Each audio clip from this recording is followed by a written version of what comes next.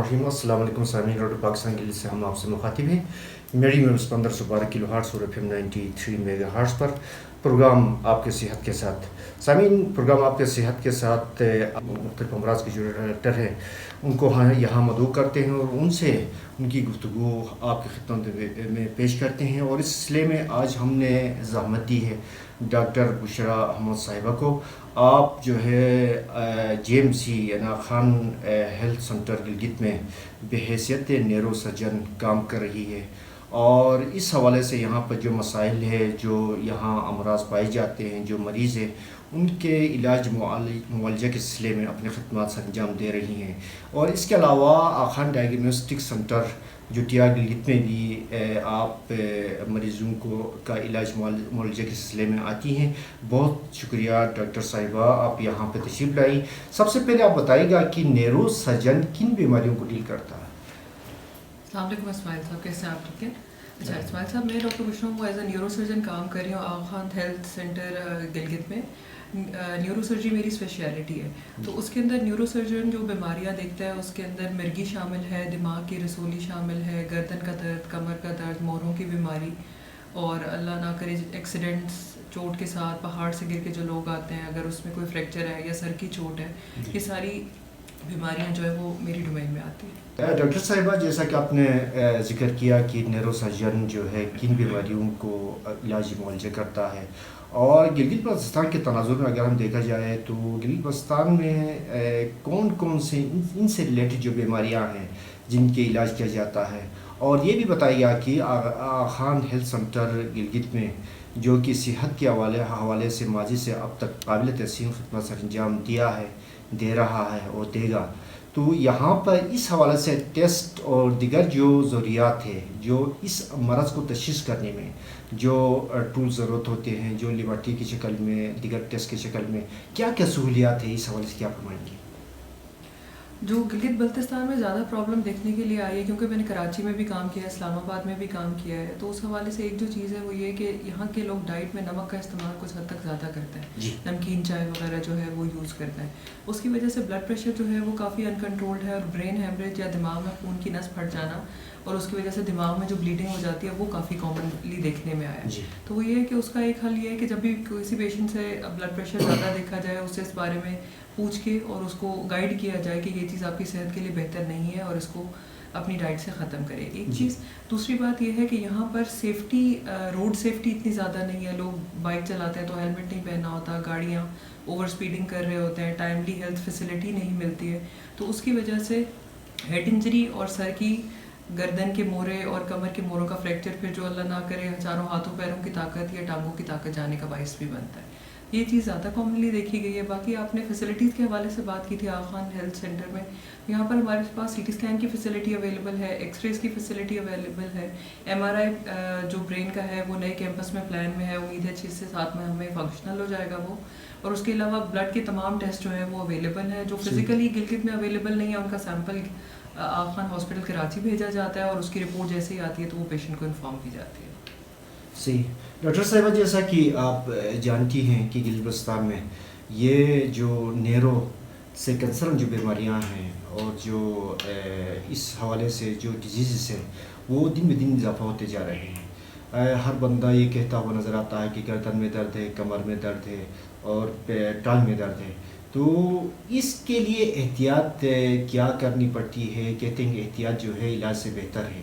एहतियाती तदाबीर के हवाले से बताइएगा और इनकी वजूहात क्या हैं, किन वजूहात की बिना पर ये बीमारियाँ पैदा होती हैं और इसका रेशो दिन ब दिन क्यों बढ़ रहा है?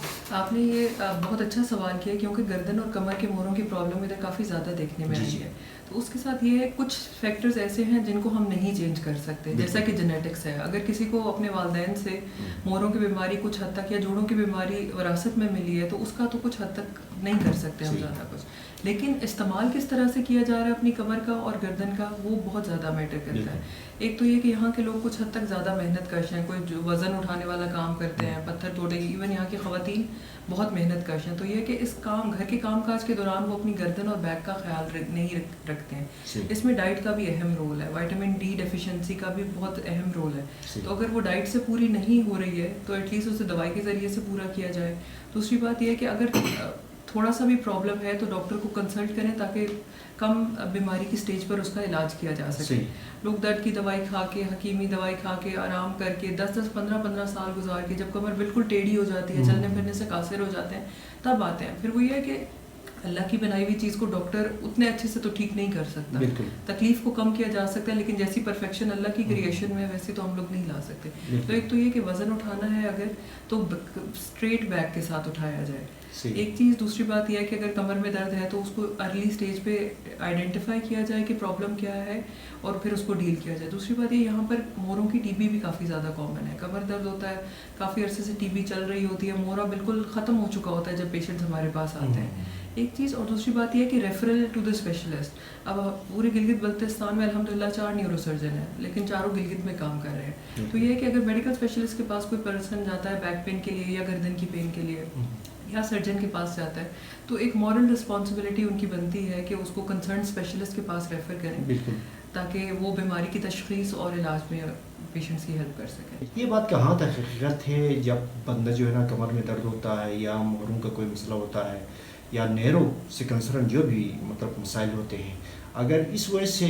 जो अलामत है वो ज़ाहिर हो जाए, कमर में दर्द हो जाए, गर्दन में दर्द हो जाए और लेग में दर्द हो जाए, तो उसमें एक्सरसाइज की क्या अहमियत है? हर एक एक्सरसाइज करते हैं या बीमारी की जो नौयत है उसको देखकर आप उनको रिवर्स करते हैं? बीमारी की नौयत देख के पेशेंट्स को एडवाइस करते हैं, क्योंकि अगर कोई बहुत शदीद तकलीफ में आया है उसको उस टाइम के लिए तो वर्जिश नहीं एडवाइस की जाती, क्योंकि हरकत ही इतनी पेनफुल हुई हुई होती है।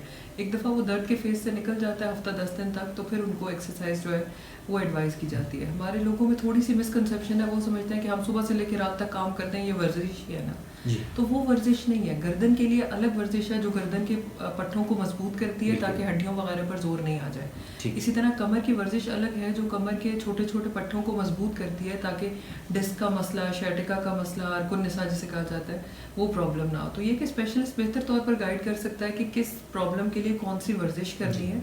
सिर्फ ये कि हम दिन में 5 किलोमीटर चलते हैं या हमारे घर के काम ही इतने होते हैं, उसको वो गर्दन और कमर को कोई खसूसी फ़ायदा नहीं देती, बल्कि काफ़ी काम के दौरान कोई पोस्चर ऐसा बन रहा होता है कि वो बीमारी को बढ़ा रहा होता है। हिंदुस्तान में मिर्गी के हवाले से भी कभी मसाइल है। मिर्गी के हवाले से आप क्या कहेंगे? इसकी वजूहत क्या है? इस हवाले से क्या एहतियाती तदाबीर करनी चाहिए? किस किस्म की आगाही की ज़रूरत है इस बीमारी के रोकथाम के हवाले से?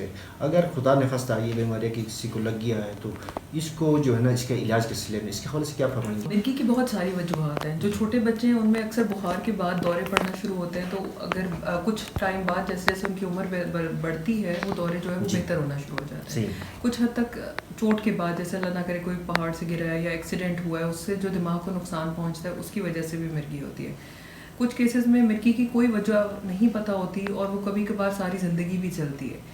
एक तो ये है कि आइडेंटिफिकेशन, लोग जैसे किसी को मिर्गी का दौरा पड़ता है समझते हैं कि जिन का साया हो गया है, कोई परी का साया हो गया है या दम करा लेते हैं।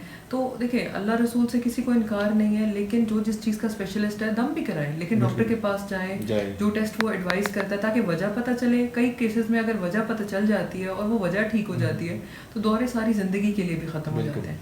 फिर एक टैबू ये है कि लोग बच्चों को स्कूल भेजना बंद कर देते हैं कि वहाँ दौरा पड़ जाएगा तो अब हमने पढ़ाना ही है।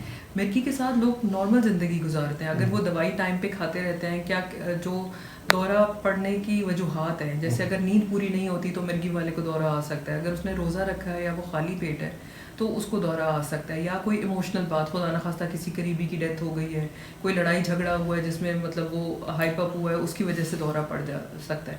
तो जो जो चीज़ें दौरे का बाइस बनती है उनको अवॉइड किया जाए। दवाई जो प्रॉपर डॉक्टर ने टाइम पर बताई है वो, और जिस टाइम दौरा पड़ा है उस टाइम क्या करना है वो बहुत अहम है। उसमें एक तो ये है कि अगर मरीज़ आग या पानी के पास है उसे उससे दूर कर दें, उसे एक करवट पे कर दिया जाए, उसके मुंह में कुछ नहीं डालना। कुछ लोग कहते हैं चम्मच डाल दो, मोज़ा सूंघा दो तो ठीक हो जाएगा। इन चीज़ का कोई रोल नहीं है। अक्सर 2 से 3 मिनट में दौरा खुद ही ख़त्म हो जाता है। लेकिन अगर वो नहीं होता तो एम्बुलेंस को फ़ोन करें या अगर करीब कोई हेल्थ केयर पर्सन है उसको इन्वॉल्व करें और पेशेंट को फिर हॉस्पिटल पहुंचाएं, क्योंकि जितनी देर दौरा की कैफियत बढ़ती जाती है दिमाग को ऑक्सीजन नहीं मिलती और फिर इरिवर्सिबल इफेक्ट भी हो सकता है। बिल्कुल सामीन, हम आपको ये बताते चले कि रेडियो पाकिस्तान से हम प्रोग्राम सुन रहे हैं आपकी सेहत, और इस प्रोग्राम में आज हमारे साथ मौजूद थे neuro surgeon doctor Bushra Ahmed साहिबा, और नैरो से कंसर्न जो बीमारियाँ हैं इस हवाले से हम गुफ्तगू कर रहे हैं। और हम आपको ये भी बताते चलें कि ये प्रोग्राम آپ کی خدمت میں آخان ہیلتھ سروس پاکستان کی مالی تعاون سے پیش کیا جا رہا ہے۔ پروگرام کا وقت بھی اختتام کی طرف بڑھ رہا ہے ڈاکٹر صاحبہ، پروگرام کے آخر میں آپ کیا کہیں گے؟ جیسا کہ آپ جانتے ہیں لوگ جو ہے جسمانی صحت کے حوالے سے کوشش کرتے ہیں، لیکن ذہنی صحت کے بارے میں ذہنی صحت کے حوالے سے اتنا آگاہی نہیں ہوتا ہے۔ وہ کہتے ہیں اگر خدا نخواستہ ذہنی کوئی بیماری لگے تو یہ پاگل ہو گیا ہے، اور کسی کے پاس جانا، ڈاکٹر کے سے علاج معالجہ کرانا، اس کو معیوب سمجھتے ہیں۔ تو اس حوالے سے آپ کیا کہیں گے؟ ذہنی صحت کی نگہداشت اور اس کا علاج کس طرح ہو سکتا ہے، کس طرح کرنا چاہیے، اور اس کی اہمیت کیا ہے؟ آپ نے صحیح کہا، جیسے ذہنی صحت اہم ہے اسی طرح آپ نے جس طرح کہا جسمانی صحت اہم ہے، اسی طرح ذہنی صحت بھی اہم ہے۔ سب سے پہلا رول آتا ہے فیملی کا اور فرینڈس کا، کہ اگر ایک بندے میں کوئی بیہیویئر میں چینج آ رہا ہے، وہ پہلے بہت اچھا خوش مزاج تھا، اب چپ رہنا شروع ہو گیا، الگ رہنا شروع ہو گیا، لوگوں سے ملنا چھوڑ دیا ہے، بات چیت کرنی چھوڑ دی ہے، تو یہ کچھ حد تک سائنس ہیں کہ اس بندے کی ذہنی صحت جو ہے وہ کسی وجہ سے متاثر ہے۔ ایک تو یہ کہ آئیڈینٹیفائی کریں کہ ایک بندے میں کیا پرابلم آ رہی ہے، اس کی جو وجوہات ہیں اس کو ٹریٹ کریں۔ اگر وجہ کام کا سٹریس ہے تو سٹریس کو مینیج کرنے میں ہیلپ کی جائے، کوئی فیملی ایشوز چل رہے ہیں اس کو مینیج کیا جائے۔ ہوتا یہ ہے کہ لوگ سائیکائٹرسٹ کے پاس اگر چلے بھی جائیں، وہ دوائی لے لیتے ہیں، لیکن جو وجہ اس مسئلے کا باعث بن رہی ہے اس کو دور نہیں کرتے۔ میرے پاس بہت سارے پیشنٹس آتے ہیں، وہ جوائنٹ فیملی سسٹمس میں خواتین رہ رہی ہوتی ہیں، وہ اینٹی ڈپریسنٹس کھا رہی ہوتی ہیں، لیکن جب پرابلم یہ ہوتا ہے کہ یا تو وہ ساس کے ساتھ نہیں رہنا چاہ رہی ہوتی ہیں، یا جدھر ہسبینڈ کی جاب ہے ان کی خواہش ہوتی ہے کہ فیملی کے ساتھ وہاں موو کر جائیں، وہ اس پرابلم کو تو حل نہیں کر پاتے لیکن دوائیاں کھا رہے ہوتے ہیں۔ ایک تو یہ رول ہے، دوسری بات یہ ہے کہ مسئلہ کو آئیڈینٹیفائی کریں، اس کو دور کریں۔ کچھ حد تک ڈائٹ کا بھی رول ہے کہ آپ کی ڈائٹ بیلنسڈ ہونی چاہیے، اس کے اندر پھل بھی ہونے چاہیے، سبزی، گوشت، دودھ، انڈا سب ہونا چاہیے۔ اور دوسری بات، اگر مزاج میں کوئی تبدیلیاں آ رہی ہیں، بہت زیادہ رو رہا ہے کوئی بندہ، سو رہا ہے یا بالکل سونا چھوڑ دیا ہے، تو سائیکائٹرسٹ یا سائیکالوجسٹ کے پاس جانا چاہیے۔ یہ اس کو لیبل کر دینا کہ یہ بندہ پاگل ہو گیا ہے یا یہ تو اب کسی کام کا نہیں رہا، یہ بات غلط ہے۔ بہت معلومات آموز جو ہے ہمارے سامعین کے لیے آپ نے جو گفتگو کی ڈاکٹر صاحبہ، جیسا کہ ہمارے معاشرے میں ہم دیکھتے ہیں کہ جسمانی جو صحت ہے اس کے حوالے سے علاجی معالجہ کرتے ہیں اور اس میں بہت سارا جو ہے سرمایہ خرچ کرتے ہیں، لیکن ذہنی صحت کے حوالے سے علاج کرنا اور جو معالج ہے اس کے پاس جانا مایوس سمجھتے ہیں۔ تو اس سلسلے میں انسان کو جس طرح اگر خدا نخواستہ ایسی بیماری لاحق ہو تو علاج معالجہ کرنا چاہیے، اور یہ قابل علاج ہے۔ بہت شکریہ ڈاکٹر صاحبہ، پروگرام آپ کی صحت میں آپ ریڈیو پاکستان کے لیے اسٹوڈیو میں تشریف لائی، اور نیرو سے کنسرن جو کمر درد ہے، گردن کا درد ہے، لیگ میں جو درد ہوتا ہے، اور اس سے کنسرن جتنے بھی جو علامات ہیں اس کے علاج معالجہ کے سلسلے میں ہمارے جو سامعین ہیں، ہمارے جو لسنرس ہیں، ان کو معلومات پہنچائی۔ انشاءاللہ نیکسٹ پروگرام میں بھی پھر آپ کو دوبارہ زحمت دیں گے۔